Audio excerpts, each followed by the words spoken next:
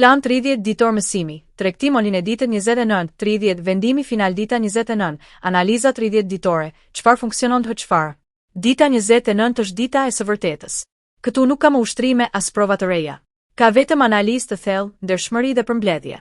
Si trajner tregtimi, kjo është dita që më intereson më shumë, sepse tregon nëse ke ndërtuar aftësi reale apo vetëm ke kaluar ditët.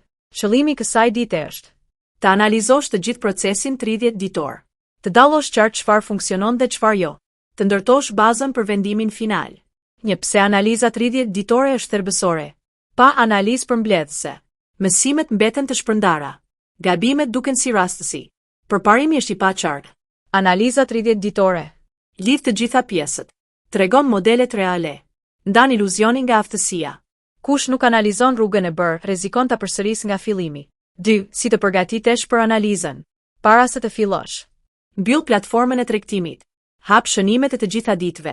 Vendos përpara planin tënd personal. Kjo analizë bëhet pa emocione dhe pa nxitim. Qetësia është kusht për ndershmëri. 3. Çfarë të analizosh fillimisht? Procesin. Analiza nuk fillon nga fitimi apo humbja. Fillon nga procesi. Pyet veten. A e respektoja orarin? A veprova vetëm kur kushtet plotësoheshin? A respektoja kufijtë e humbjes dhe fitimit? A ndaloja pas humbjes? A e shmanga tregtimin hakmarrës? Nëse përgjigjet janë kryesisht po, procesi funksionon. Procesi i saktë është themeli i rezultateve të qëndrueshme. 4. Analiza e disiplinës personale. Disiplina është prova e vërtetë e gatishmërisë. Analizo. Sa herë theve rregullat? Pse i theve? Në cilat momente u tundove më shumë? Pyetja kyçe.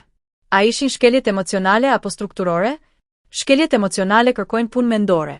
Shkeljet strukturore kërkojnë rregulla më të qarta. 5. Çfarë funksionoi gjatë këtyre 30 ditëve? Shkruaj qartë.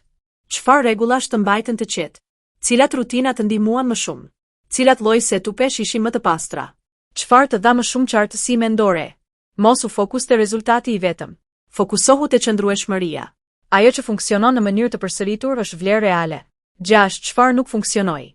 Kjo është pjesa që kërkon guxim. Shkruaj pa filtra. Cilat gabime u përsëritën? Cilat rregulla u injoruan? Cilat momente të çuan në konfuzion? Ku humbe fokusin? Mos u justifiko. Mos u mbro. Ajo që nuk pranohet, nuk përmirësohet. 7. Dallimi mes dobësisë dhe papërputhjes.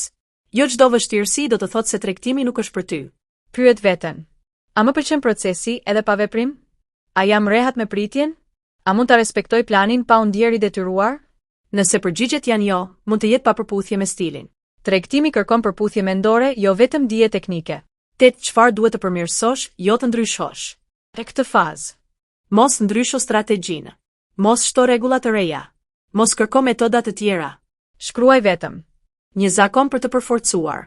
Një gabim për të eliminuar. Një rregull për të respektuar më fort. Përmirësimi vjen nga përforcimi, jo nga revolucionet. 9. Përgatitja për ditën 30. Dita 29 përfundon me qartësi. Dita 30 do të kërkojë vendim. Në fund të ditës 29 duhet të kesh pamje të qartë të vetes si tregtar. Listë saktë të pikave të forta dhe të dobëta. Ndjenjë qartësie, jo emocioni. 10. Çfarë duhet të arrish në fund të ditës 29? Në fund të kësaj dite duhet të dish çfarë funksionon për ty. Dish çfarë nuk funksionon.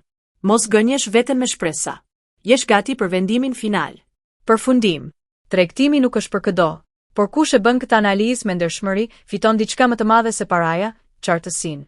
Kush e njeh veten, merr vendime të drejta. Kush e mashtron veten, paguan çmimin.